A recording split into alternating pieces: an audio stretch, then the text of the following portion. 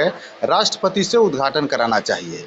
यह तो राष्ट्रपति का अपमान है और राष्ट्रपति का अपमान का मतलब पूरा देश का अपमान है। भवन बने, उसमें जो हमारे देश के हानिकारक व्यक्ति थे उसका नाम से वहाँ उसी दिन उद्घाटन हो, डेट भी फिक्स है।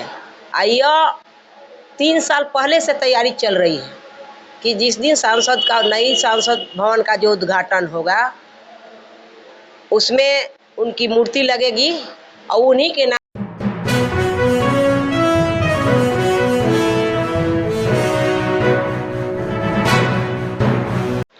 नमस्कार साथियों, मैं रजनीश भारती, आप देख रहे हैं महानायक टीवी न्यूज।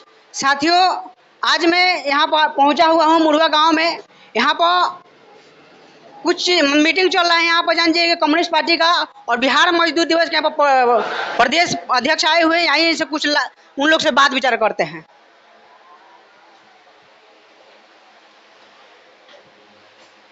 साथियों, आप देख सकते हैं यहाँ पर आज बात करी जो अभी देखा जाए तो बड़े सूत्रों को मतलब पता चला है कि बीजेपी के साथ पास में किसी प्रकार का मुद्दा नहीं है। इसीलिए वो जानिए कि नए संसद भवन का उद्घाटन खुद माननीय प्रधानमंत्री जी कर रहे हैं। तो इस विषय में हम आज बात करेंगे। एक बार कैमरा मैन से बोलेंगे थोड़ा सा और आगे आए।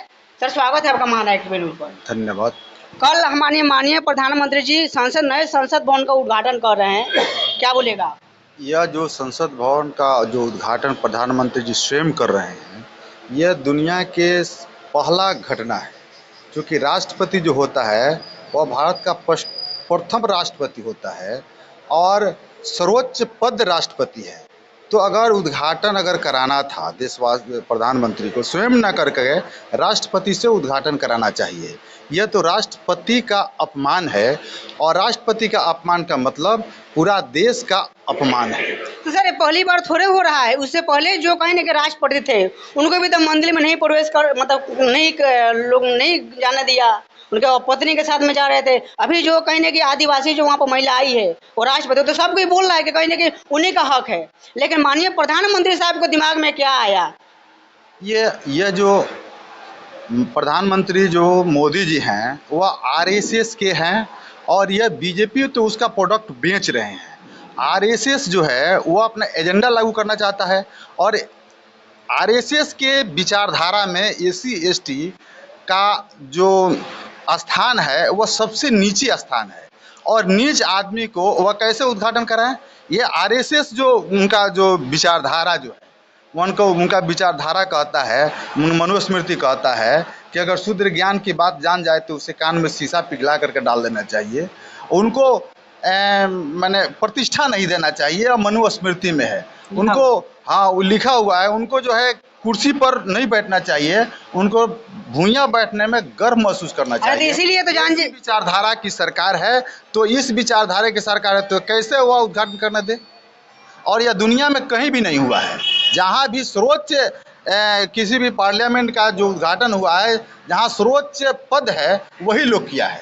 आज देखिए वही बात हमारे यहाँ जो है सर्वोच्च पद राष्ट्रपति है और राष्ट्रपति से उनको कराना चाहिए। इसका हम बिहार प्रांतीय खेतिहर मजदूर यूनियन विरोध करती है और सारण जिला कमेटी विरोध करती है कि इस तरह की बात नहीं होना चाहिए। यह देश का अपमान है, यह पूरी जनता की अपमान है, यह पूरी ओबीसी एससी एसटी और पूरे समुदाय की अपमान है। आई देखिए कहीं ना कि उसमें संसद भवन में जो अशोक स्तंभ एक लगाया गया था उसको माननीय प्रधानमंत्री जी हटा के वहाँ पर दूसरा चीज कहती लगाए हुए हैं। यह अशोक स्तंभ तो पूरा राष्ट्र की हमारे हैं और उनको नहीं हटाना चाहिए। उसकी मुकाबला कोई नहीं कर सकता है। अशोक स्तंभ के हमारे विरासत में वो मिला हुआ है, हमारा राष्ट्र उसका गर्व महसूस करता है, इसलिए नहीं होना चाहिए। अगर ऐसा होता है तो गलत है। तो साथियों, आप सबने सब देखे, यहाँ पर सारे लोगों से हमने बातचीत किया। लास्ट में मैडम आपसे एक सवाल करेंगे हम, थोड़ा सा आगे आइए। देखिए अभी कहीं ना कहीं बड़े सारे लोग बड़े पैमाने पर वहाँ पर बातचीत चल रहा है कि जो संसद भवन का नाम जो हो वो कहीं ना कहीं बाबा साहब का नाम उनको दिया जाए। देखिए, अब एक तो पुरानी जो सांसद थी संसद भवन, वो साजिश के तहत और जो खास करके कहा जाए कि जितनी इतिहास है वो मोदी जी के राज में उसको समाप्त कर दिया जाएगा। और हमारा जो संसद भवन जो पुराना था उसको समाप्त करके नासिक में भगवा झंडा फहराया गया था। और उसका लक्ष्य है, उसका आरएसएस का लक्ष्य है कि ये जो संसद भवन बने उसमें जो हमारे देश के हानिकारक व्यक्ति थे उसका नाम से वहाँ उसी दिन उद्घाटन हो। डेट भी फिक्स है। यह 3 साल पहले से तैयारी चल रही है कि जिस दिन नई संसद भवन का जो उद्घाटन होगा उसमें उनकी मूर्ति लगेगी और उन्हीं के नाम से उद्घाटन होगा। और यह मानसिकता उनकी बनी हुई है हमारे मोदी जी का। आज बिहार में धर्मशास्त्री आए थे, बागेश्वर बाबा, वह कहते हैं कि हम जो कह देते हैं वह हो जाता है, यानी वो बहुत बड़ी ज्ञानी है। तो बहुत सारे देश में भूकंप आए, कोरोना काल आया, हमारे देश के बहुत सारे नागरिक मर गए। तो उस समय आपका ज्योतिष आप नहीं बता सके कि यह भयंकर घटना घटने वाली है भारत में। लेकिन 2024 का जब चुनाव आ गया है तो आप पूरे देश में घूम घूम पर यह प्रचार कर रहे हैं कि भारत को हिंदू राष्ट्र बनाया जाए, कायम किया जाए। हिंदू राष्ट्र के माने यह होगा कि पहले राम राज था और राम राज में यह था कि एक व्यक्ति पढ़ेंगे राम राज, और जो ब्राह्मण लोग हैं वो राम राज में एक व्यक्ति पढ़ेंगे, दूसरा कोई नहीं पढ़ेगा।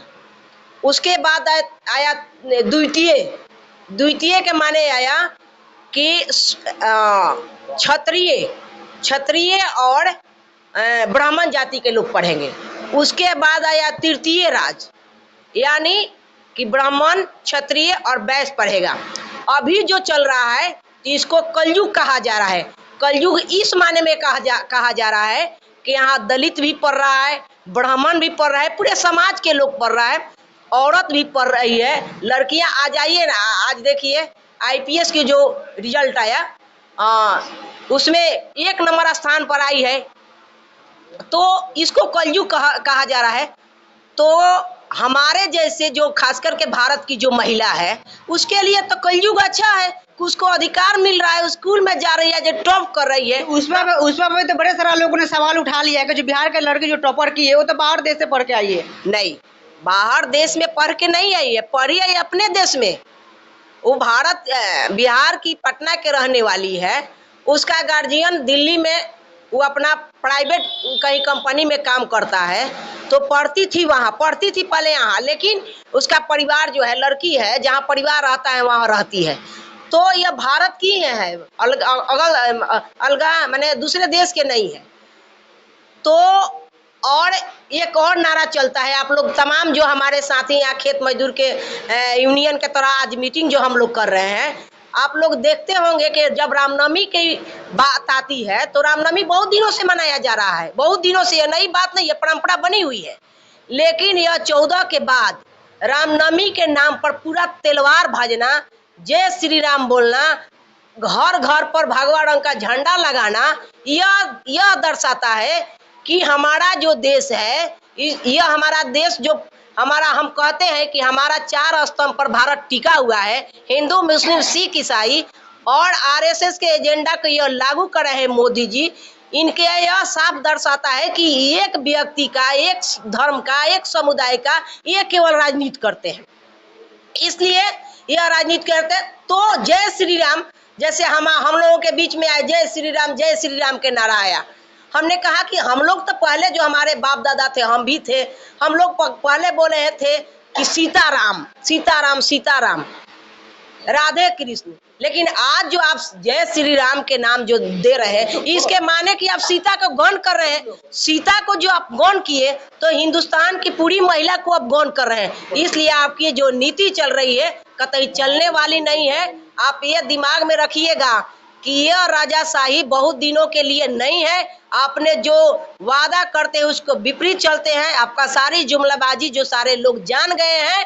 आप जो आप जब आए थे केंद्र में तो हम गैस खुद भरवाए थे 400 रुपया में, आज भरवा रहे हैं 1200 रुपया में, यानी सब ट्रिपल महंगाई हो गई है। इसलिए आपकी सरकार जो है आरएसएस के एजेंडा को आप लागू कर रहे हैं, हिंदुत्व के बात कर रहे हैं, यह भारत को लोग कबूल नहीं करेंगे। आने वाले दिन में आपको गद्दी से उतार के फेंकेंगे। चलिए बहुत बहुत धन्यवाद। तो साथियों आप लोग पूरा आप लोग वीडियो देखें और पूरा वीडियो में आपका क्या प्रतिक्रिया है एक बार आप लोग कमेंट करके बताइए। मैं रजनीश भारती, नमस्कार।